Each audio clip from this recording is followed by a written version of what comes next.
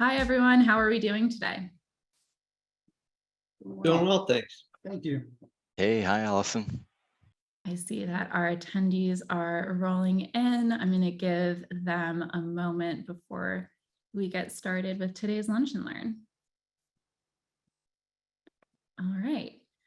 So welcome, everyone. My name is Allison LaForgia. I'm the Senior Webinar and Events Manager here at HW Media. Today's Lunch and Learn is about, are you factoring in Freddie Mac's latest appraisal modernization updates? And it's hosted by AppraisalWorks. A few housekeeping items before we jump into today's session. You can submit questions for the panel at any time by clicking on the Q&A icon on the bottom of your screen. We will also be recording today's Lunch and Learn. So if there's anything you want to go back and listen to again, you'll be able to see the recording in the email that will come out to all registrants. The recording will also be hosted on Housing Wire's website. Now for today, our panelists are Ben Wyant, who's the Vice President and Product Owner at AppraisalWorks. And we also have Frank Winera, who's the Director of National Sales at AppraisalWorks. And we are also joined by Scott Reuter, who's the Chief Appraiser and Director of Valuation at Freddie Mac. Thank you all for joining us today. Thanks for having us. Yeah, thanks for the invitation. So this Lunch and Learn has been a lot of fun for us to talk about, and it's been a lot of fun for me, even in the preparation. And that's because there's a lot going on in appraisals right now. In July, Freddie Mac rolled out the new ACE plus PDR offering, which is allowing lenders to originate certain refinance loans without an appraisal when a property data report is completed. There's several other modernization efforts going on and trends that I think are really important for our audience to know about and understand. And one of the notes that I thought was really exciting coming off of our prep call that I had underlined a couple of times is I felt like you guys really demystified appraisal modernization efforts, so I'm hoping that our audience gets the same takeaways that I did from our actual conversation. And with that, I want to jump into today's content if that works for you guys. Sure. Absolutely. Perfect. All right. So first, I want to start with talking about the offering that I just mentioned, the ACE plus PDR program, which went effective July 17th. Now, my first sort of question to start this conversation is, what's exciting about this new offering? Scott, let's start with you. Yeah, well, what's not exciting about it, right? So we're very excited about it at Freddie Mac. It's the excitement, I think, is around a new way to look at valuation, and it's taking that property data piece, that property data collection, and accompanying it or informing a waiver. The ACE is our waiver offering. So I think it's a big step in modernization. And I think, you alluded and we talked on our prep call about, we think of, if you take a step back, we think of modernization kind of on a spectrum or a continuum from, waiver up to full traditional 1004 Form 70 appraisal work. And for a lot of years, it was kind of a binary world. You had one or the other. And really before waivers, we had one tool, and that was the full appraisal. And we track and monitor a lot of the appraiser capacity against volume, and there's a lot of tremendous pressure on appraiser capacity. And I think innovation in the ACE offering kind of ties back to addressing that in terms of really just offering lenders another option. And we're building out the spectrum with a desktop appraisal, and I would say very shortly, likely, hybrid offering, and really the landscape is wide open. So I think the excitement kind of ties back to the fact I think we're utilizing some of the advances in the emerging tools and technology to kind of couple and help inform, in this case, our waiver offer. Yeah, I would second that. I think not only is appraisal modernization exciting, but just as an appraiser, this is probably the first major change in appraisal that I've been a party to probably 20 plus years. I'm dating myself now, but just to see the opportunity and the change happening in the industry is really exciting. I think it really gives all the constituents some relief over kind of the capacity constraints that we went through in 20 and 21. Granted, they're easing now, but really just a lot of excitement around appraisal modernization. And I think, to me, that really is the most exciting thing about what's happening here. And, with Freddie Mac leading the charge here. Yeah, I would add real quick, a lot of to Frank's point, a lot of the advancement in our industry has really just been on the processing side, looking at software, looking at quicker ways to do the same process. This is it beginning to pivot and turn to a whole new way to begin to develop value. And I think that's what's tremendously exciting. And you look at not just the ACE plus PDR, you look at the desktop, you look at the hybrid, they're all kind of driven by that PDR, that property data report. And I think that, again, just conceptually is a whole new and different way to look entirely across how valuation is developed. Yeah, and I think kind of to build on that too, and to reiterate your points, it's exciting just that appraisal modernization is finally happening. Like, we're seeing it finally, kick off and get started. And the other exciting aspect of that too is as we look at it from an entire industry-wide perspective, seeing all these stakeholders and industry partners kind of come together and take their interpretation of the approach forward and implement new tools and technologies to respond to it, and seeing how that's happening, it's certainly exciting to watch, and seeing the creativity and the ideas coming up out from it from a technical standpoint to help facilitate these tools for lenders. I want to jump in and highlight a couple things that Ben just mentioned, but also Scott mentioned and Frank touched on, the addressing capacity. So the potential here, where is the potential to address future capacity concerns? Coming off of the past 2 years, there was really high capacity. So how do you think this factors into capacity in the future? Scott, you want to maybe take the first crack at that? And Yeah, I was going to jump in, Frank. So thank you. No, I think, we watch and track the capacity really month over month. And parenthetically, if listeners want to visit the Freddie Mac, the single family Freddie Mac /appraiser webpage, we have a variety of resources there, including our monthly update of the appraiser capacity. And if you take time and pull that slide down, I've shown it publicly a number of times, to your point, Allison, it shows about a static kind of number of appraisers we see submitting work to the GSE somewhere in the 38 to 40,000 appraiser range. And we've seen, particularly to your point, the past 2 years, look at that, tremendous pressure on that existing appraiser base. And you can see, well, Allison's on her game here. You can see the, in busy times, it puts a lot of pressure on appraisers to be able to respond. This shows the darker blue purchase volume shown, the vertical bars on the bottom. Stacked on top of that is the refi, and then again the amber or gold line shows kind of a rather static, number of unique licenses or appraisers that are submitting work. So the 2020 to 2021 volume, you see we had unprecedented submissions to the GSEs. I don't think prior to 2020 we had a month that was, I think 1 month hit 600,000 appraisals submitted. And I think during that 2-year period, I don't know that we had a month that was under.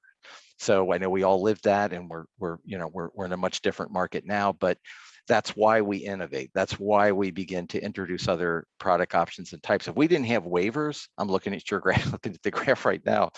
If we didn't have waivers, I don't even want to think what this slide would look like with the crushing amount of volume that would have been on top of the appraiser's ability to keep up. It absolutely might have, not hyperbole, I might have seized the whole system. So I think, so you got a variety of things going on here, which we could digress on, which I won't. But I think, to your point, I think capacity is a big driver. I think it's a great backdrop to a discussion around appraisal modernization. And even as an appraiser, it's what keeps me excited about all options, even the options like this that you don't need an appraiser initially. An ACE PDR may require an upgrade to an appraisal. That's why appraisers need to care and understand. But again, there's lots of options across the spectrum that will include an appraiser and here's where I'll hand it back over to maybe Frank and Ben, is that the advances in technology are what going to help facilitate and make that very exciting, create options maybe we haven't even thought of today. Yeah, I think it's what's also exciting about the capacity, play here is, yes, we've gained some capacity because the refi volume has gone down significantly, but that's only kind of a point in time. We're not going to stay here forever. And we do know that the population of appraisers is, the age of appraisers is increasing. So Careful. yeah, we're likely to revisit what we experienced in recent memory, and being able to create capacity with appraiser modernization, I think, is important for the entire industry to make sure it doesn't seize up. I think what's also important is it gives appraisers an opportunity to really, in my opinion, do what they do best, and that's analyze market data instead of driving around neighborhoods taking photos. And if you look at, if you, as an appraiser, if I factor in what I get paid per hour and not per job, that's a significant change. And it gives appraisers an opportunity to actually make more money per hour. We look at a lot of professions, right? Attorneys, you can look at, consultants. They all charge by the hour. Nobody charges by the form type, by the product, right? And they do that because you can make more money when you charge by the hour. So this is an important change, and I think everybody's now starting to understand that. But the capacity component is huge, and it's long overdue. And that, Yeah. Go ahead. oh, sorry, go ahead, Yeah. Scott. No, I was just going to throw another log on the fire there a little bit and say, I'm the son of an appraiser. I've been around appraisers all my life. If you ask an appraiser, and I'll throw myself in that group, that's not to point the finger, but if you ask an appraiser, there's never a good time to innovate. When you're busy, like we've been the past 2 years, you're head down and you're working, and you can hardly take a breath or drink or do anything. And then when it's slow, you wake up worried because it's slow, and you're like, oh my God, I can't bring on anybody now. So we don't think about kind of growing our business or any time to innovate or learn something new. But I think a down market is tough, but it presents other opportunities. And I think learning, adopting technology, new tools, new offerings, getting well-versed in being a provider of maybe a hybrid upgrade in this scenario or whatever is prudent. So Ben, I'm sorry, we jumped in at the same time. No, that's fine. And not to veer from the appraiser perspective, but to briefly look at the flip side too, I think capacity ultimately has a trickle effect on a variety of other stakeholders in the transaction, and implementing appraisal modernization and enabling more capacity is ultimately going to lead to a better borrower experience too, which I think is tremendous and going to be very beneficial. Yeah, let's not forget about the borrower in this whole thing, right? I mean, that's what it's good for where I sit now. We interact with a lot of our clients, which are lenders, and it's good for appraisers, to your point. But I think it's a great point. I think it's important for us to be reminded of the customer experience and the borrower, not only from a cost perspective. They're very sensitive to kind of the one-touch rates and one contact rates, and that's what's beautiful about the PDR in concept. You go out once to collect the property data. It's anticipated that the majority of the time that'll work as coupled with an ACE offering, and then during that busy time on the graph, you don't need to stand in line for an appraisal. You can go ahead and you can execute. And then if you do need to upgrade, you've already got the property data information. You just hand that to the appraiser, and then they can then upgrade that to an appraisal on a hybrid appraisal. So so I think just that came to mind. I think that's absolutely right. We need to be thoughtful of the customer experience and the borrower in this whole mix too. So we mentioned data collection a couple times, and the ability for this to allow appraisers not to act like data collectors. So who is eligible to collect the data for ACE plus PDR, and what is the training like for data collectors? So I'll take the first crack at that, and Scott, if you want to backfill, but Freddie Mac did a great job in their, I think it's bulletin 13, correct, Scott? That identifies who can collect the data. And, data can be collected by non-appraisers, appraisers, appraiser trainees. But what Freddie Mac did a very good job at was outlining what the requirements were, what kind of training needed to be done in terms of sending out those non-appraisers, the appraiser trainees, and there's a litany of different requirements, one of which is to make sure that not only is the data collector trained, but tested, right? We're not just going to give them a pamphlet of information and say, good luck, right? It is training them how to measure a property, and then testing them that they actually know what they're doing. The apps that we've built in conjunction with Freddie Mac and Fannie Mae walk data collectors through an entire inspection. I know with our app, the data collector can get upwards of 175 different photos from different angles.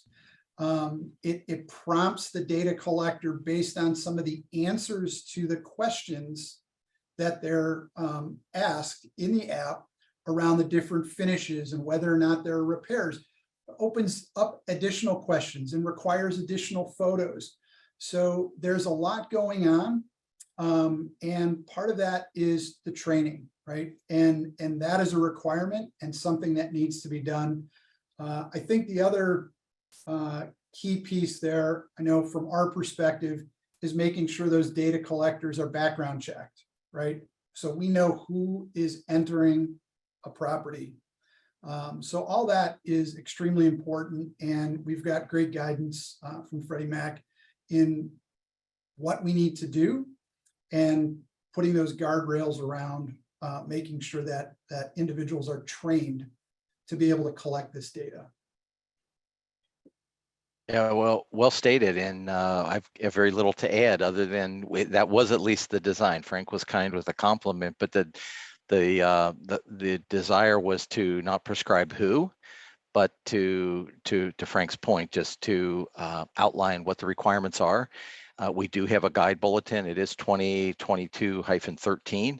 And there you can source the very things Frank was mentioning regarding what the training needs to incorporate. And we don't prescribe who provides that. Those just need to be the elements of the training. 1, 2, to Frank's point, we do require a background check. And so all that information, again, if you can just go out to, FreddieMac.com, I think ACE plus PDR FAQs, and they'll come right up. So there's links to a variety of resources, but that was the plan. The property data collector could be a non-appraiser third party. It can be an appraiser. It can be an appraiser trainee. Parenthetically, we're trying to work on bringing and attracting new folks to our profession. It would be a great way for an appraiser trainee to get a lot of hands-on experience, kind of work in a support role, work with an appraiser. They could work in a shop and do that. And that's really where like Frank and Ben and their and AppraisalWorks really shine. So yeah, that was the concept. And again, those resources are out there and available. I would also add, and this gets back to the appraiser trainee and a good way to get new blood into the industry. This program, I think, really kind of bolsters what we've built on as an industry in terms of training appraisers. I know when I started, there wasn't a whole lot of training on how to really inspect a property. I mean, there was, but not to this level. And to me, that's the foundation of becoming a good appraiser, is understanding the collateral that you're out there to appraise, and having this technology and these types of training tools available to people that want to get into the industry, this is a great first step for them to understand the process, and knowing and understanding how to do an inspection of a property and what needs to be collected. Yeah, and I think it also plays to their a younger trainee or even a mid-career, trainee, somebody who's coming into the profession. If you're kind of younger than me, you're going to be a little more adept at technology, and I think it's going to be a great way not only to integrate a lot of tools that can bring efficiency, bring a lot of much needed consistency, but I think it can be a great way to, again, really look at aspects of that and help drive innovation going forward. So my next question, we just talked about the data collectors and ways to potentially get appraisal trainees involved and more involved from a training perspective, but how does this affect appraisers? How do the modernization efforts in general affect appraisers? You want me to stick my neck out on this first, and then Go you ahead. go, or? You can stick your neck out on it. I'm happy. Yes. So after you, because I think it impacts appraisers positively. So go ahead. I'll let you start. But no, we can just go back and forth on this. So we didn't talk about this, but I think I know where Frank's going to land. I think it can be positive, and I think taking a step back, when I'm out talking to appraisers, not all appraisers, but there's a subset of appraisers who see appraisal modernization as appraiser elimination. So anything new is going to be negatively met, again, with some. But I think part of our goal, part of maybe our collective goal, is really to turn that paradigm to really look at it as an opportunity. So I think in a direct sense, how does like this offering impact an appraiser? I think we've kind of talked about that, right? If there's more information needed and the property data alone combined with our waiver information does not satisfy, or there's property conditions or site conditions that exist that require an upgrade, appraiser can step right in. Again, we're going to tie back and talk about that graph a lot. Look at that graph. That's pretty much one gun in the arsenal, right? That's the 100470, and it's just not sustainable long term. And in addition to that, and I bump into Frank and Ben and even you, Allison, a lot of the same industry meetings. I mean, the industry demographics are what they are. They're just not tremendously flattering. So I think not the Institute, maybe it was the Institute and the Foundation on a combined study, somewhere in the neighborhood of 70% of appraisers are 55 or older. That's just a fact. So, on that line of appraisers that are probably still working and still busy, I don't know, if we project that line out 5 or 10 years, what's that going to look like from the existing appraiser base?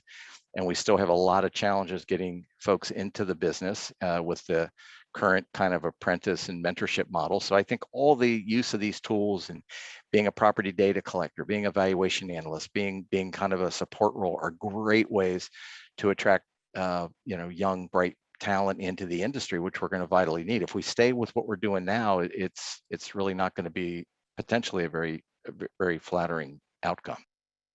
I also think it extends the longevity of an appraiser, right? Because if you think about it, again, at 65, 68, 70, you're probably, if you're in the Northeast, I'm in Cleveland, I don't know, at that age, I'm going to want to trudge through the snow and do inspections. I'm probably going to be a little bit slower at that whole process, but you take appraisal modernization and now you've just extended the career for a lot of appraisers, because they're analyzing the data. They don't have to contend with all of that, the issues that may come from driving all over the place, walking through yards, up and down stairs, whatever the case is, right? But it's an important piece because it does extend the career of appraisers. And it really gives them the opportunity. And I know everybody says retirement's great, but you hear a lot, people retire and what do? They go back to work. So I think this is so important just for the industry and for appraisers in general, because it does extend their career. And I think that's important. That's very astute. I think it's a real thing. I really, really do. And I hearken back to my dad. I think he would have stayed in the game longer if technology had kind of met that point in his life and career where he could have done a lot of desktop work. And it doesn't even necessarily need to be an age thing. I have an appraiser friend in Michigan, and same way, there's anything worse than Cleveland's going a little bit further north to Michigan. I went to Ohio State, so that's for a lot of reasons. But no, and I love Michigan. But yeah, you've got 2-3 bad days with a snowstorm. She says, I just sit, I stack up all my desktop work, and those are the days I stay in and keep my slippers on and stay warm and do those. So and it's not all or nothing, and appraisers don't need to just make a hard cut from doing full traditional work over to desktop. I envision they would like sprinkle it in their practice. It would be a part of what they do, and then they can manage it going forward that way. But anyway, tying back to your point, I think absolutely. I think it's going to keep a lot of appraisers in that demographic we spoke of in the game a little longer because it's going to be potentially attractive too. Yeah, I think, and I'm certainly not an appraiser like you, Frank and Scott, but I think to your point, it's not, a strict cutoff. You can still do, the more conventional appraisal work as well. I think it provides a tremendous on-ramp, as we've already talked about, for new appraisers to get into the industry by doing the data collection aspect. And then, again, I'm not an appraiser, but I view this coming out of, a global pandemic. It's kind of like the work from home option for being an appraiser. So, it's a good option to have in your tool belt and be able to still work, but not have to leave your house when you don't want to. That's a really good point, Ben, because there is a huge demographic that wants to work from home. We experience it here, just trying, to get new employees. There's a group that wants to work from home. This is the ultimate work from home job. So to get young, college educated entrants into this that want to work from home, God bless. There you go. Here it is. It's me. Yeah. I'm the person who wants to work from home, who left the East Coast so that they didn't have to drive through snow and could work from home. Well, and think about it too. You're all younger than me, but I mean, it's if you're a parent, and you have kids, you can plan your day. You can plan your day to be home when they get off the bus, or you can be involved in their life at school more because you're in control of your schedule. Now, you may the trade-off there is you may have a couple nights a week you're up late, finishing reports or whatever if you're working for yourself, but it does give you that ability. And I've talked to a lot of people, particularly a lot of women, which is interesting, that they were like, I gravitated to this career because I wanted to be a mom and I wanted to be, there with my small children and be able to, be home when they were home and be out when they're out. So I think it's vitally important. So one thing I wanted to mention before I move on to the next question, Danny unfortunately couldn't be here with us today, but something that he mentioned in the prep call was that he thought that this was really going to allow appraisers to focus on their expertise. And the analogy that he used was that when you go to a doctor's office, it's not the doctor who's coming out and taking your blood pressure and your temperature and getting all of the metrics that they need in order to then prescribe medication or even alternative life changes, things like that. They're not doing that data collection piece. So before we move on to the next question, do you think that that's one of the efforts with this, that you have the option to remove appraisers from having to go and collect the data? I'll go first. I think absolutely. And I love that analogy. And it's true. We don't think, Frank mentioned, kind of challenging appraisers in a way to think in an hourly concept. And I think there's a lot of applications we can bring into our industry. And that's a great one. I loved when I knew you were going to ask that because your eyes lit up on our prep call. That was like, I really like that.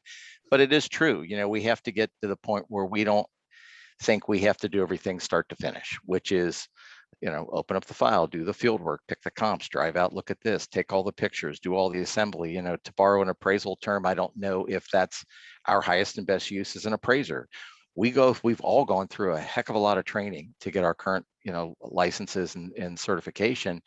And I think if you think of it like an assembly line where you set up and start a file, you do the data collection, and then you complete it with the analysis, I really want my appraiser here for sure. It can do everything, but you kind of overlay capacity and you overlay where they're at, and maybe bringing some other support online. We collectively should open our mind to be able to, utilize that information and really just do the analysis. And I think the doctor analogy is great. You don't see the doctor till the very end. So we can begin to think of ourselves and our work process in kind. Danny made a great point in our pre-call, was that nothing in USPAP says the appraiser has to go out and inspect the subject property, right? But we've been conditioned because that's what the form says, right? So the form, meaning the 1004, the 70, right? Mm-hmm. We've been conditioned that way. So that's what we do. But now with appraisal modernization, we've taken it and said, Mr. and Mrs. Appraiser, we want you to do the analysis. That's really what we need from you. And again, I get back to Scott's point that it's probably not the highest and best use to have the appraiser driving all over the place, snapping comp photos and doing that sort of thing. The highest and best use for the appraiser is to do the analysis of the data. That's what we need appraisers to do. And this appraiser modernization is not a moratorium to get rid of the appraiser. It's let's just focus what we really need the appraiser to do. I kind of look back years ago when AVMs were first starting to hit the industry, right? The big scare was, oh no, AVMs are going to put all the appraisers out of business. I think we can all agree that never happened. And I don't foresee that happening here. I just think it's we're gonna really hone in on what the highest and best use of our time is. Yeah, I think you're spot on, and I think there's another element too, that not only that USPAP does not require an inspection explicitly, I think it ties back to data. The reason that started even early in my career, and probably through my dad's entire career, that was the only way you were going to gain information about the subject property or anything happening in the market, was to actually physically get out there and collect it or drive around. Now, with the advent of data, big data, the advancement in tools and tech, and I mean, they're changing as we're all having this conversation. It's been a while since I've been in the field and on the front end of the business, but it's my understanding it's almost laughable to somebody my age, the amount of inbound information that comes in with an order. Back in the day, it was an address and you sent it out to the appraiser and then you waited, like, ooh, I wonder what it is. Now it's ridiculous. Here's all this. Here's the last 3 transfers. We know it's a 2-story. We know it's here. It's like, here's all this. And then probably in your systems, it's, here's all this, here's possible data. I mean, the appraiser is so rich in data that I just think on, beginning with again, kind of overlaying this big step on modernization, let's utilize all that information, and for maybe a portion or subset of loans initially, maybe on the lower risk end of the spectrum, let's use that. If that's enough information for the appraiser, kind of tying back to Danny's point, he's a true USPAP expert. I mean, you don't need to you need to gain the information and be knowledgeable on the characteristics and enough information to develop the report. But that does not say you, Frank, have to drive out to that property and collect it yourself. So I think data is as big a piece in that whole equation and that whole discussion. And there's so much of it out there.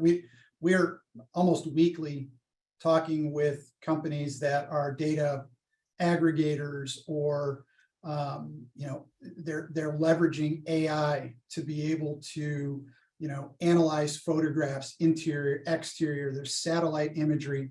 To Scott's point, there is so much available data for an appraiser now. You really, by and large, have a very good indication of what you're stepping into when you get the order, because of all the available data that's out there online. So again, it's nice to see the industry catching up finally with technology a little bit. I think to both of your points, it's not about removing a portion of the workforce or the process. It's about making it more efficient. And certainly bifurcation's been around for quite a while. It's definitely been used in different verticals. But I think, and maybe Frank, you know better than I, but at the end of the day, it ultimately allows you as an appraiser to complete more reports. And the more reports you complete, the more you can make, and the better quality your reports can be, the more time you have to spend on them. So yeah, the desktops and hybrid appraisals have been around for decades in home equity. right. Is it new? We've done it for 20 years in home equity and in servicing. So it's not new. It's new to mortgage for sure. But again, I think part of that is because, again, the forms that we had for mortgage and the securitization and that sort of thing, but now we're moving beyond that. And I think the industry as a whole is really starting to embrace it. But we've got a long way to go, without a doubt. Yeah, and I think you're right. And until, and all of us, I mean, until Fannie and Freddie give it a nod, it's going to be hard to get broad adoption. And I think we learned, as awful as COVID was, we learned through COVID, we learned a few things. One, we learned we could continue to do business, which was vitally important.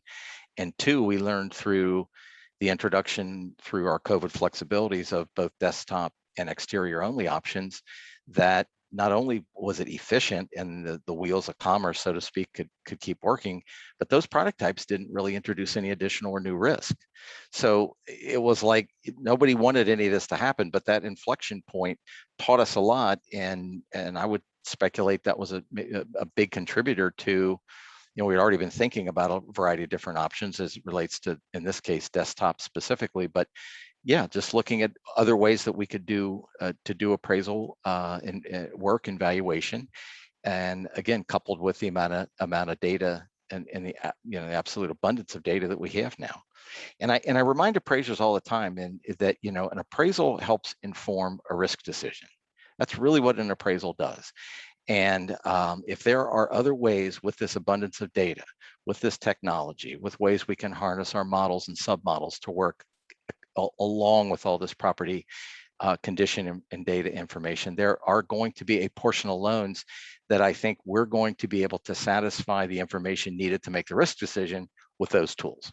Then as you kind of go up the spectrum in complexity, you have unique properties, rural, heterogeneous markets that don't trade frequently. I mean, there's a whole big portion of the country where you're going to need an appraiser because there's just going to be a lot of data challenge. I think that's the good news part of the story for appraisers that are kind of worried, is that I think there's enough complexity and enough unique property characteristics across most of this country that I think there's absolutely going to be a need. But for, we're here in the DC area, I use the Dulles corridor all the time as an example. If you go from McLean, Virginia, where our offices are, out to the Dulles airport, Reston, there's a lot of communities out there where a lot of builders, a lot of volume builders went in and put thousands and thousands of units and townhomes, and a lot of similarity. So you have a lot of property similarity, they're homogeneous, they trade very frequently. There's not a lot of variation. There's usually, a few models, some of the basements, some are end units, but models can really consume all that data and do a very good job in terms of helping us inform us on a loan decision if you're not pushing LTV limits. And there's just all that information. So again, on a busy time, even hearkening back to the slide, and when the bars are just blowing through the appraiser's capacity to keep up, are we really being prudent? And it's a question, are we really doing the responsible thing to make a borrower stand in a long line for a full appraisal, even though an appraiser can do that, when there may be other options and other ways we can do business. So I think that's also a very important part of this discussion. So you just introduced a point that I want to make sure we cover before we run out of time today, since we're starting to get into the back end of things. You mentioned that the intention is informing a risk decision. So something that I've seen on my end in conversations is that some of the apprehension in adopting tech in this space is really the question of the QC process and how this offering might differ, or modern, or even desktops, where QC comes into that process. And I'm curious to get your thoughts on how the QC process is done, especially with this new offering, and how you would sort of dispel any myths or misconceptions that might exist about that. Yeah, so I'll start from the QC perspective, right? So QC plays such an important role in appraiser modernization and the data collection process. First, and probably foremost, we as a provider have to not only provide ample data to the appraiser around the characteristics of the subject property, the condition, the square footage, but we have to provide good quality data that has been QC'd, and not just you look at it, but we leverage outside tools. We can tell just from a satellite image. You can go and look at, you see all these Google driving around neighborhoods, taking photos. We can tell if we've got the right property in the QC process. But we want to make sure that we're providing good quality data to the appraiser, because if the appraiser doesn't have any confidence that the provider that's giving them the PDR has given them good quality data, as a provider, we're not going to be able to provide the service, because we don't have the key piece of the workforce, which is the appraiser, because the appraiser doesn't have any confidence in us. So from our perspective, QC has probably never been more important. We QC 100% of what we send out. But the important thing is we can, through technology, we can start the QC process when the data collector is actually leaving the property. The data collector is submitting this information to us on their way out the front door or from the curb, so we can accelerate that process. But QC is probably more important than it's ever been, because you have to make sure you're given good quality data. It's not only, it actually introduces 2 points of QC. There's 1 point of QC from the property data collection perspective. And then if it goes to a 70H, to have an appraiser put the 1004 together, there's another point of QC, because we're going to QC that again. So it's a very important piece. And Ben, I don't know if you've got, from a technology perspective, anything you wanted to put in to that conversation. No, I mean, you're absolutely right. I think it's a really important aspect to the process, being able to not only perform it, but memorialize it and show that you did perform a review and give the appraiser a good quality report. But I also think of QC on a broader scale. QC of a report is kind of a snapshot, but if you take the holistic view and look at all of the orders and be able to track performance metrics based on the providers. So like I look at bifurcation a little bit like a group homework assignment that you're doing in college, and you got a group and you want to make sure that all the people on your team are judged separately in a sense.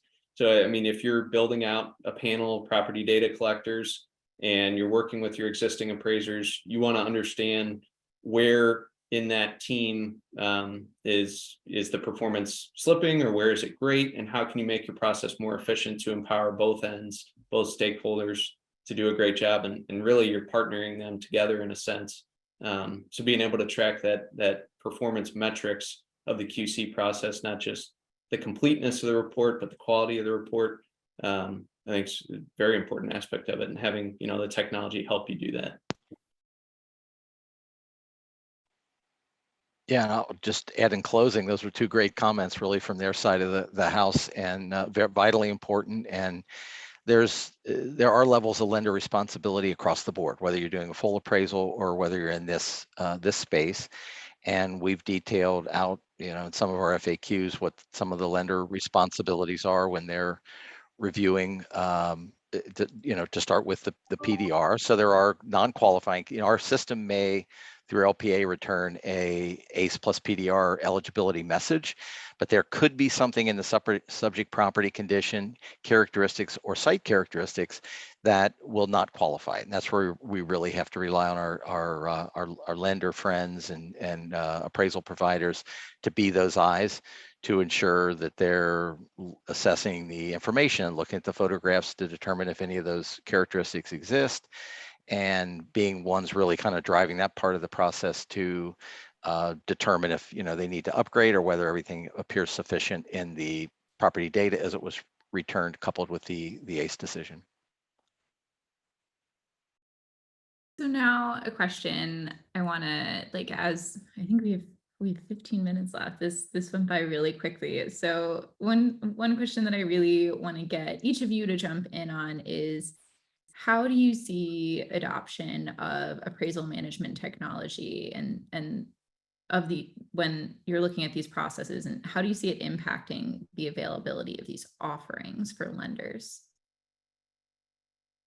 Yeah, I could jump in there first if you want. I certainly want to get the group's take. And Scott, I know during our prep call we talked about this a little bit, but I think the overarching thing to consider here is that this isn't the end. This isn't the final solution. There's going to be more to come.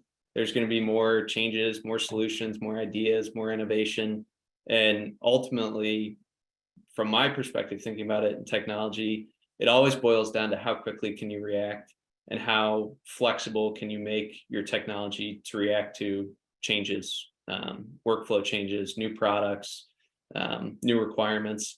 So I think ultimately implementing technology that is flexible and working with partners that you trust and that understand these things is really a key component. But from my viewpoint, I've seen all these technical components fit together quite nicely. I mean, I think everybody's working well together, to put it nicely. And I think appraisal management technology, in a sense, is going to kind of grease the wheels for some of these things, setting lenders up so that they're able to have access to providers that can fulfill these reports and actually be able to place an order for them at the end of the day. Because it's one thing to understand what it is and to want to do it, but to actually be able to push a button and place an order for it is completely different.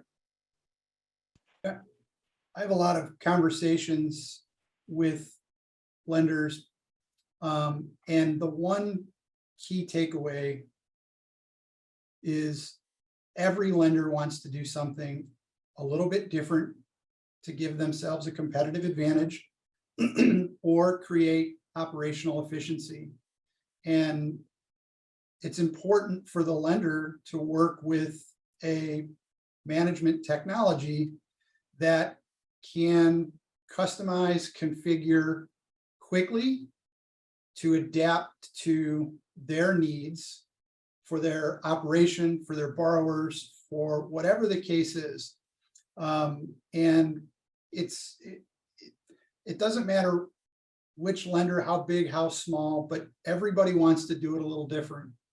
And it's incumbent on the platforms to be able to quickly make those changes and not have to do extensive development projects, because that tends to slow things up. But from an appraisal management perspective, lenders, at least from my conversations, are looking for providers that can quickly enhance, configure, and deploy their technology to meet their custom needs. Nobody's the same. Everybody wants to do it a little different. And that's where I think the good providers separate themselves a little bit from the pack.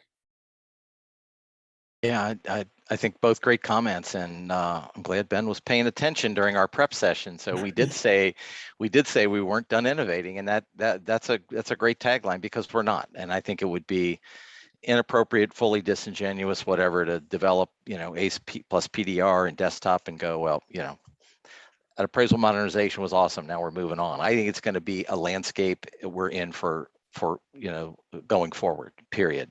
And you're right. I think I heard you say, I think technology is really going to drive the train, so to speak. I think it's going to be those advances. We're already seeing it happen, for goodness sakes, in the past year, just what technology will enable. The great news from my perspective is the GSE door is now open. We're actively looking to try to innovate, incorporate a lot of these tools and technology.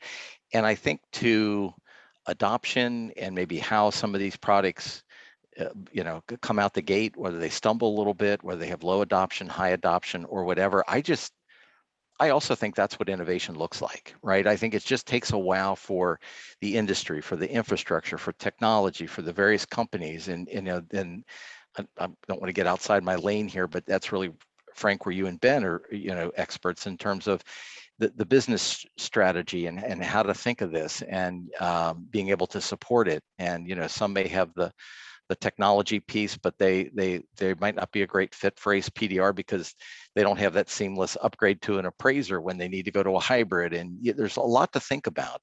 And there's a lot of bright minds that on the business side that I think help bring all that together. And but I think, again, tying back, I think that's what innovation looks like. We bring it out, we make it an offering, we develop the specs, we partner with good folks like you, we keep an eye on the technology. We've got a little dance we need to do. We've got a regulator who we have a great relationship with, but they play a vital role in ensuring what we do and the various different product offerings. Certain things we'll do in lockstep with our friends across the river, like we did the desktop. Other things, innovation might be at a GSE level, very specific. So anyway, I think to me, it's nothing but exciting. I was asked recently, what's the one thing I get excited about? And I said, I think it's the emerging tools and tech. And it's because of what it enables. And in all those places across the spectrum, whether they're down more towards the automated and more tech heavy side, and how pieces that can help inform automation, or as you move up, more appraiser options. And again, to kind of allay the concerns of our appraiser friends, I've said many times, if you bifurcate an appraisal, Ben, which you mentioned, if you a hybrid appraisal, a desktop appraisal, up to a full traditional 1004 Form 70 appraisal, all need an appraiser. So there's a place for an appraiser across a wide part of the spectrum, and just those particular different product innovations and offerings are going to be different ways that the appraiser develops the appraisal.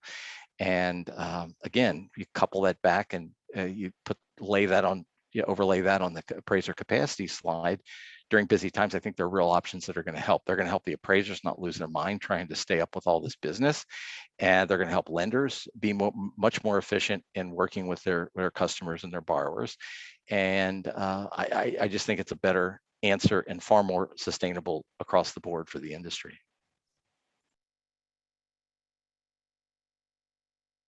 So I think one of the interesting things for me has been that the recent offerings like desktop for purchase and ACE plus PDR have started to fill in the gray space where you had the waiver and then the full appraisal traditionally. So one of my questions would be, with the ACE plus PDR offering, and we touched a little bit on this during the QC question, is there, I know sometimes with technology or new offerings, there's always are we stuck in this sort of aspect? If we start to go down this route, do I have to keep going with this? If there are things that come up during that process, like adverse property condition, etc., is there the option in that offering to upgrade to a full appraiser where you really need that expertise and the boots on the ground person? Yeah, I'll go first. If I heard you right, we had a huge ladder wagon go by blowing whistles. I've muted. So I think I heard most of that. But yeah, that's absolutely why we have the upgrade option, if that's what you're asking, right? So there's a whole, you go to our published FAQs, you go to the 2022-13 bulletin. It kind of details out the various things that would require an upgrade. And some are some are condition related, some are site condition or adverse site condition related, and some are property related. I don't have them all memorized. If it's like a subject property less than 400 square feet, or that a property that literally has no bedrooms, or there's something anomalous or pretty extreme about the property, you're going to need to upgrade that to an appraisal. But I think a variety of what we're doing here too is a way to just learn from what we're doing as we collect all this information. And I think, if we see and course correct. So I think the one thing we've done, we didn't come out the gate and say, you're going to love this, it's done. It's like, well, look, here's we've published our property data collection specs, and here we are comfortable with, as an offering, combining that information with our ACE waiver in a certain portion here. And as we learn more, if 90% of them get upgraded, I think that's a signal that maybe we're not there. We're hearing anecdotally it's very low. So I mean, I think those are things we're going to learn along the way and help really perfect the offerings and maybe inform new offerings. So that's what's tremendously exciting. And I think it's also, from the putting myself on the lender's side of the table, working with a provider that can provide that upgrade path seamlessly, right? So if it starts out with PDR, and for some reason, as Scott said, whether it's property characteristic or location, and it needs to get upgraded, can your provider upgrade it quickly to the next product, whether that's a 70H or a full 1004? So making sure, if as a lender, you have providers that can really get you that full spectrum of valuation products and upgrade paths through various different trees that you need to get through. That's an important piece. Again, if I'm sitting on the lender side of the table, working with somebody that can help me navigate that upgrade path, that's an important piece to look at.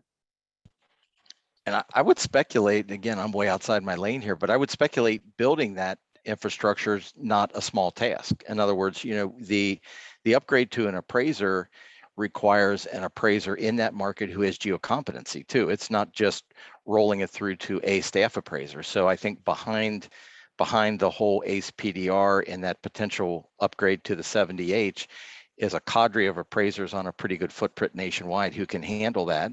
So you're not walking them through the first hybrid appraisal and you're going to get pushback, and then that's going to translate to time and everything else. So I really tip my cap to AppraisalWorks and other companies that are putting a lot of thought and time into developing kind of the broad network, because that's what's really going to appeal to the lender, right? They're going to be able to have that seamless experience. And trust me, even though I'm an appraiser and I poured a lot of my heart and soul into appraisals, I learned pretty quickly, lenders, our dear lender friends, lenders would move away from appraisals in a heartbeat if they could. It's just a lot of times they can't. So when they have to, let's make that handoff collectively as seamless as it can be, as painless as it can be. And the whole spirit of taking that property data component piece and handing it to the appraiser is to take a lot of field work and time off their plate.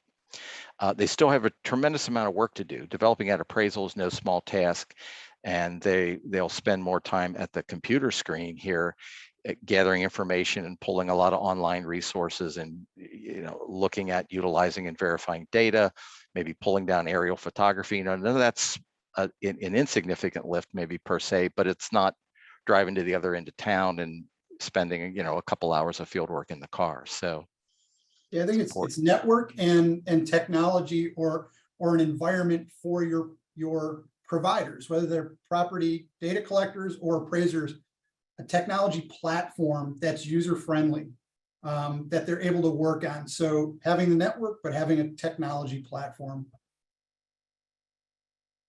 And Ben, do you have anything you want to add in before we wrap? No, I won't belabor the point any further. I think that's exactly right. You need all the constituents, but you need technology to put it all together. So with that, that's a nice little bow for me. We are almost at the top of the hour. So Ben, Scott, Frank, thank you so much for joining us today. I hope our audience enjoyed this as much as I did. It's been really fun to even plan this conversation, but I want to thank you all for sharing your insights. Really, really, really insightful conversation. And to our audience, if there are any questions, that we did not get to during the live conversation. We will be passing the questions over to the panel, so you will get those answers to the questions that you submitted. And hopefully you all join us again soon.